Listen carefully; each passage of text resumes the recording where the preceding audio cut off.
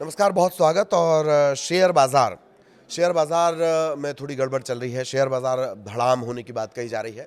हालांकि शेयर बाज़ार पे और भी बहुत सारे फैक्टर असर डालते हैं। उसमें डॉलर असर डालता है, उसमें विदेशी बाज़ार असर डालते हैं।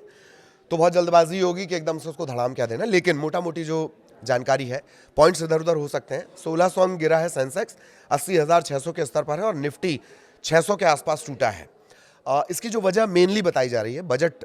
हालांकि जब बजट की शुरुआत हुई थी, एमएसएमई सेक्टर को बूस्टअप देने की जब बातें की जा रही थी, तो मार्केट थोड़ा चढ़ा।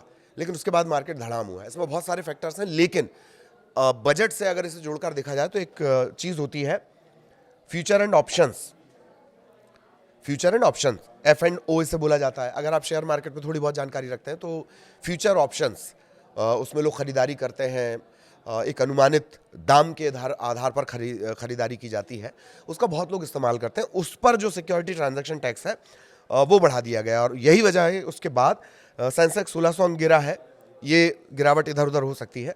80,000 के आसपास सेंसेक्स आ गया और निफ्टी 550 गिरकर करीब करीब 24,800 के स्तर पर आ गई है। इसमें थोड़ा ऊपर नीचे हो सकता है।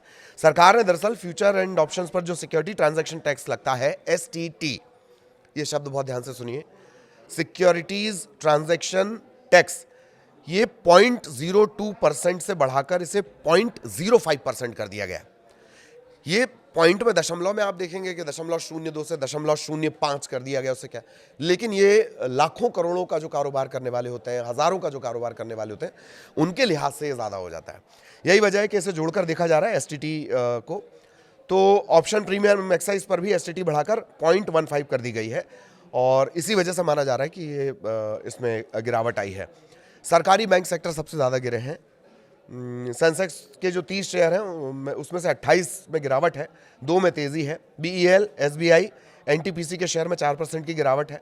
और सरकारी बैंक के जो सेक्टर हैं उसमें metal, media, FMCG, IT, media, pharma, financial services, realty, ऐसे सेक्टर में थोड़ी गिरावट आई है।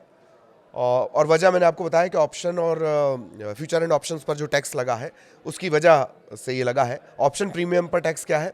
अब आप कोई ऑप्शन खरीदते या बेचते हैं तो आप जो कीमत मतलब प्रीमियम चुकाते हैं उस पर टैक्स 0.1 से बढ़कर 0.15% कर दिया गया है। ऑप्शन पर क्या हुआ है?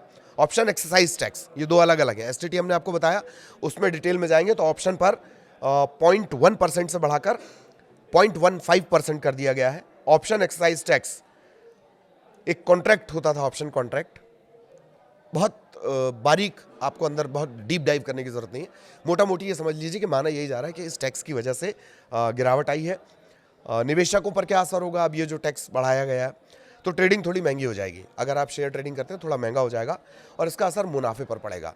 5 रुपये कमा रहे थे तो अब उस पर टैक्स थोड़ा सा ज़्यादा लगने लग जाएगा। 10 रुपये कमा रहे, 100 रुपये कमा रहे, 1000 कमा रहे, उसी हिसाब से टैक्स उसी अनुपात में ज़्यादा लगने लगेगा।